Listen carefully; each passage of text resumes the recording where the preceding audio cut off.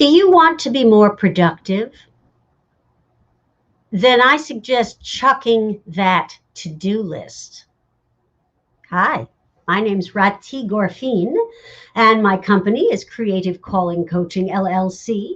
And I am a coach who helps creatives, adults with ADHD, entrepreneurs, and other divergent thinkers focus so that they can grab the focus of others, get seen, and make money doing what they love. And of course, everybody wants to know how to be more productive. Okay. Meanwhile, we're all running around in our heads free associating. When you're in your house, you look at one thing, it makes you think of 10 other things you should be doing. But I'm going to get into that. I'm going to talk about what to do that is not a to-do list to be more productive. But first, I want to bring your attention to the link in the description of the video. It is a link to schedule a strategy session with me. Well, not really to schedule a strategy session. It is an intake form for a strategy session. And I'll tell you more about that later. So hang in there. But let's talk about this. To-do lists, bogus. Basically what a to-do list is a list of the things you're tolerating in your life that you know you should be getting rid of. That's why very often we never get to them. So in lieu of a to-do list, I suggest a tolerations list. And I suggest working with the rule of 3. In comedy, the rule of 3 means that you don't tell a joke more than 3 times, or you don't circle back to the punchline more than 3 times. But the rule of 3 applies to so many things in life, including what to get done. So I suggest doing some reverse engineering with the rule of 3. You could plan 3 big goals for the year. Start a new job, finish a book, I don't know, get married. I'm just pulling them out. Those are 3 really big goals, okay? So then you break them down to 3 quarterly goals. Do a certain number of job interviews for that quarter, right? And so you would do a job interview a week as one of the 3 things you'd break down to your weekly goals. All right. Do something pertaining to the goal of getting married. Do something pertaining, a sub goal that's connected to finding the new job. All right. But not a long to-do list, because then you're going to break the quarter down into months. What are your 3 goals for the month? Many times I will tell my clients, you want to have a revenue goal, how much money you want to make that month.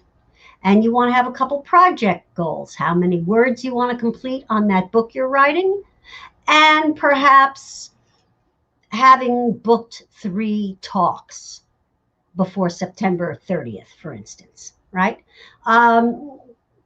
So you work down through the year with the rule of 3, 3 goals for the week, 3 goals for the day.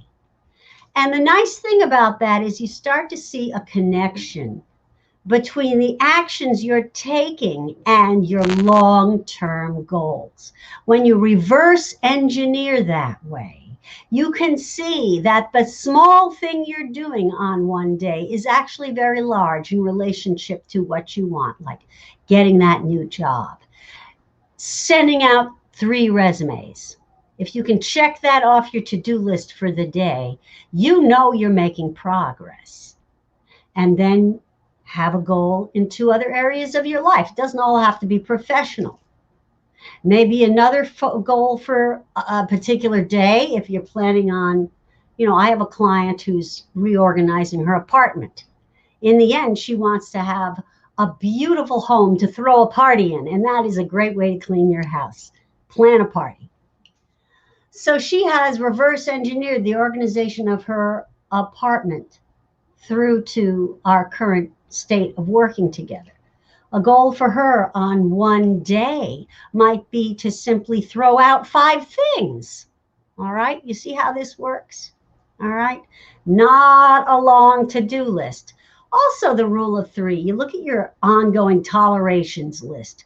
You're tolerating not having gotten back to the dentist to have your fillings taken care of, all right? You're tolerating, I don't know, the fact that your house is a mess and you never have time to clean it, right? You're tolerating. So you might pick 3 things you're tolerating per quarter and resolve those. Those then might become one of your 3 big goals for the quarter, for example. So we want to keep it simple. We want to chunk it down, okay? And rather than having this big, long list of what you never get to following you around and taking up, colonizing your brain, taking up valuable psychic space that would, if freed up, allow you to actually get something done that makes a difference and contributes to your larger vision. So that's what I wanted to talk about. I wanted to put the kibosh on the ongoing to-do list and just bring it on down to the rule of 3. 3 things you can get done for the day. There was something else I wanted to say pertaining to that and putting the kibosh on the to-do list. Oh yeah, guess what? You're never going to be finished. That's the other thing you need to know. You are never finished. Give it up. You will never be done. You can complete 3 things, 3 actions for the day. But in terms of a project, you're not going to be completely finished. In terms of if you run your own business, especially if you are an artist, you're never going to be finished. There's always more to do. And it is critical that you accept that fact and define what is good enough for that day. And just choosing 3 things is a wonderful way to underpromise so you can overdeliver and stop when it is you want to stop. Stop so that you're not eating dinner at 10 o'clock at night. Stop at 7 o'clock. The thing I like to do at the end of my day is plan my actions for the next day. Plan my 3 things for the next day. All right, so that when I wake up, especially if you're self-employed, you're not wondering what to do with yourself. You've figured it out in advance. Planning is, I'm not the first one to say this, I can't take credit for it, but I love it. Planning is the highest form of self-care. Planning is not living, but it frees you to live. So if you remember nothing else, remember, rule of 3, get rid of the to-do list. So I mentioned that link in the top of, maybe underneath if you're on YouTube, the description of this video. It's a link to schedule some time for us to chat. You may have found what I just had to say very interesting. You may have even found it inspiring or a relief, whatever. But you might be saying to yourself, but my particular situation is what I need help with. I need to talk to someone about that. Well, schedule a time for us to talk about it. All right? No pressure. You may decide you want to work with me. You may not. But one thing I'll guarantee, you'll go away and you will have shifted something. You will have gotten some value. You will have created some sort of strategy. All right.